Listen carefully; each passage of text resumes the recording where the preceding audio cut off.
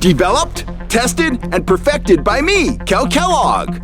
Turbo Flashers. Turbocharge your trout trolling today by going over to fishhuntshoot.com and picking up a set of my Turbo Flashers. You won't regret it. They'll help you catch more and bigger fish. They've done that for me, and they'll do that for you. Howdy guys, Kel Kellogg here. Welcome back to the channel. And if you're not already a subscriber, do me a favor, hit that subscribe button and also hit that little bell notification icon there, and you'll always know when I'm here on YouTube talking about fishing. And today I am going to be talking about the Turbo Flasher right there, the Turbo Flasher. Great flash, great vibration, very little drag. If you haven't heard about the Turbo Flasher, it's something I came up with.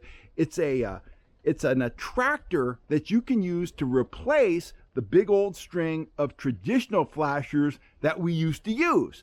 Now, those are great for catching fish, but they add a ton of drag to your rig.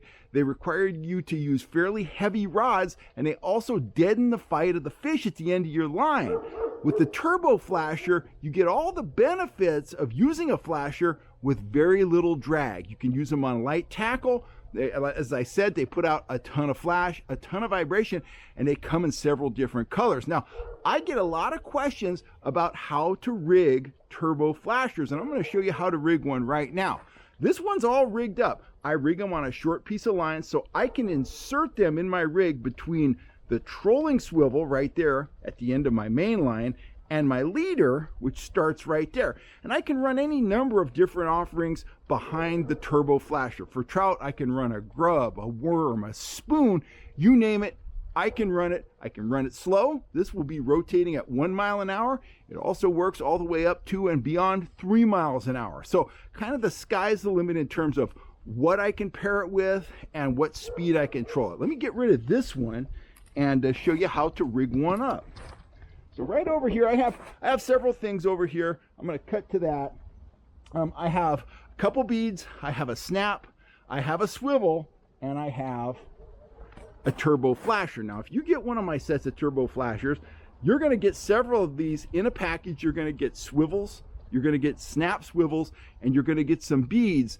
Now, this is what I intend you to do with them. I suggest that you pre-rig them before you get out on the water. You could certainly put this on your main line, put on a snap, and run a leader behind it, and it will absolutely work. Problem with that is, if you want to change colors, or maybe you want to get rid of it, or you want to, switch to a Dodger, you've got to disassemble your whole rig. If you rig them up independently, like I'm about to show you right now, you can store them in your tackle box, snap one in between your main line and your leader, just as quick as that. Snap it in, get it in the water, reel it up, take it off. It just makes for quick changes. Something we came up with out on the kayaks, out on the guide boat. We pride ourselves on making quick tackle changes because the more time you spend with your gear in the water, the more fish you're going to catch. Without further ado, here's how we rig the Turbo Flasher. So I've got a scissors here. I'm going to need that in a minute. And I have some 20-pound, in this case it's 20-pound CXX P-line. You could use fluorocarbon, you can use standard copolymer, whatever, it doesn't matter. The goal is to have the fish see the Turbo Flashers, see it, hear it, feel it. So I don't think it's crucial to use fluorocarbon leader when you're doing this, but I will caution you, you want to use something fairly stout. I wouldn't want to see you rig this on 6-pound test or 4-pound test. In this case, I'm using 20. I've used 25 and 30-pound tests in the past with very good results. Use something fairly stout because you want this to hold up over time as it bounces around in your tackle box and as you go out on the water and catch fish with it. So I'm using this pink Turbo, which was absolutely devastating on kokanee last year up at Bucks Lake, up at Stampede Reservoir and places like that. But the pink works on trout as well. So here's what I've got. I probably cut, when I started out, I probably had 16 inches of that 20-pound test. On one end of that line, using a Palomar knot, I attached a snap swivel. Now before I put the turbo on here, I'm going to put 2 beads on here, and they're going to act as a bearing. This was a lot easier when I could see, but I'm going to get it. Lighting is horrible out here. 1 second, the sun is blazing. The next second, snow is falling. There's one. And here comes another.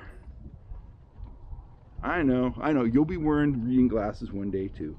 Although mine are up in the house.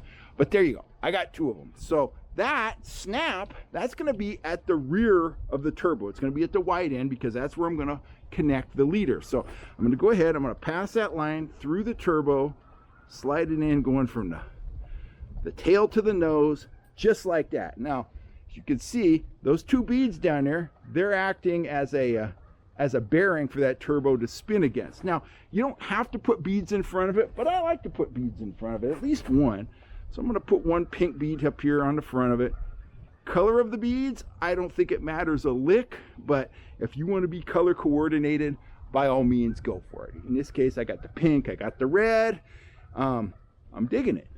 So last but not least, we are gonna attach our swivel to the nose of the rig. And we're going to use a Palomar, and I'm not a fanatic about it. I like to keep these things fairly short just because it makes them easier to store in the tackle box. And since I'm standing on about 1.5 feet of snow here on my lower deck, I definitely do not come here, you. I do not want to drop this little swivel because it will sink into snow and we'll have to start all over again. So there we go. Line, I have the line doubled through that swivel. Palomar knot in progress. Here comes the sun. Just like that. Drop it back through there. Let's get it all going in the right direction, just like so. Add a little lubrication, also known as spit. Pull it down. Pull the tag end. Grab my scissors.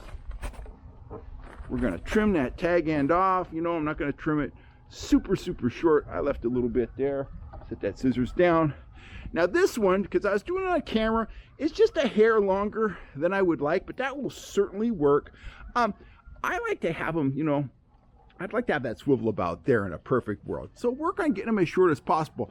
But this is a very modular system. Now we could snap that between our main line and our leader. We're going to have all the fish attracting power of standard flashers without all the drag, without all that fight killing drag. And also we get to choose different colors. We can go with the pinks, the chromes, the chartreuse, and if we think more than 1 blade is required, we can snap these modular, try to say that a few times, units together, or we can stack multiple turbos on 1 leader, and we can reap the benefits of having multiple blades rotating, spinning, throwing off flash and vibration.